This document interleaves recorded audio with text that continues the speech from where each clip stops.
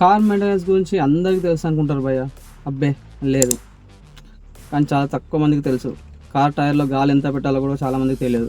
Puncture షాప్కి వెళ్తారు, వాడు ఏదో వానికి ఇష్టం వచ్చిన నెంబర్ పెడతాడు, సరే అని చూసుకుంటారు. అలా కాదు, car right side door open చేయగానే మనకి కంపెనీ ఒక స్టిక్కర్ ఇస్తాడు.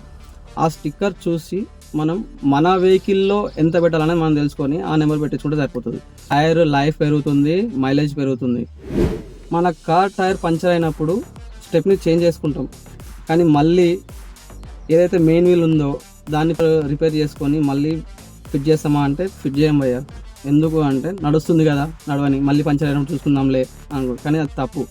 కాకపోతే స్టెప్ని వీల్ పైన ఎంత స్పీడ్ వరకు వెళ్ళాలనేది మనకి అక్కడ ఒక నెంబర్ ఉంటుంది అనమాట. 80 km/h, 50 mph అంతవరకే యూజ్ చేసుకోవాలి. యాజ్ సూన్ ఎంత వీలైతే అంత తొందరగా మార్చుకోండి.